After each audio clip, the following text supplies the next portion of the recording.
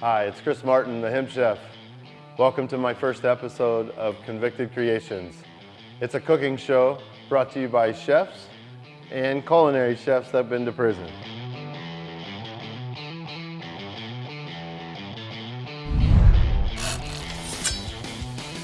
Everybody loves a good dessert, and today I'm going to bring you my personal favorite, ice cream.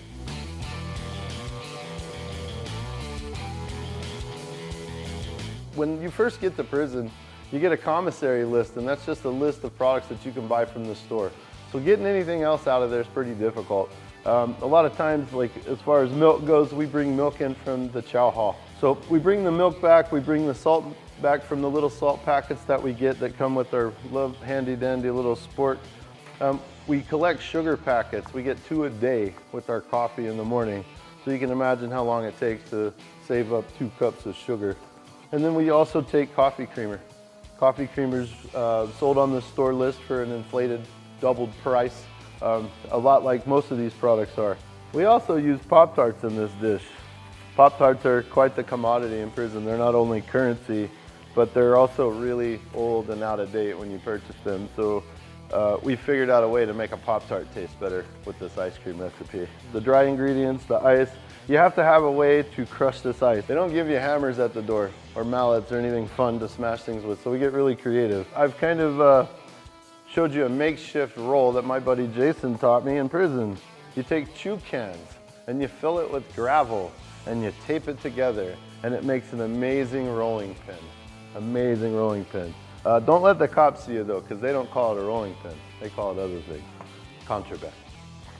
So we're going to take all our ingredients for this ice cream and put it in these trash bags that we've had to secure from one of our janitor, one of our cleaner, resident cleaners in the cell, which you're not allowed to have either, but we find a way out.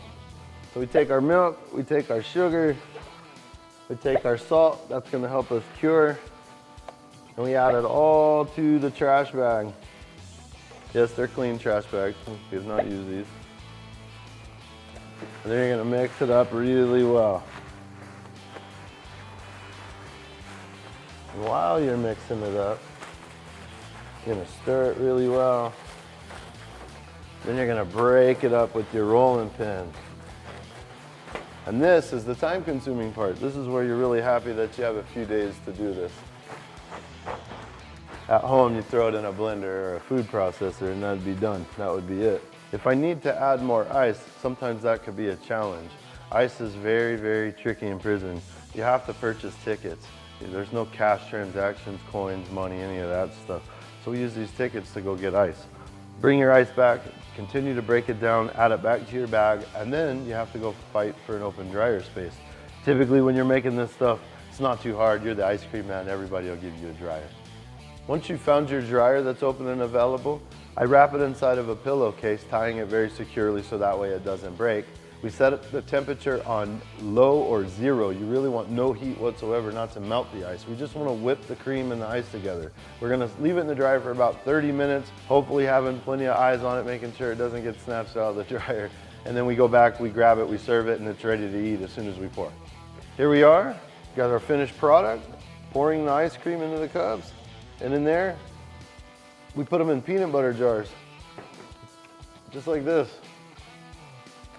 Reused, recycled peanut butter jars. Just like Grandma used to make. There you have it, ice cream from prison. Thank you for joining me on the first episode of Convicted Creations.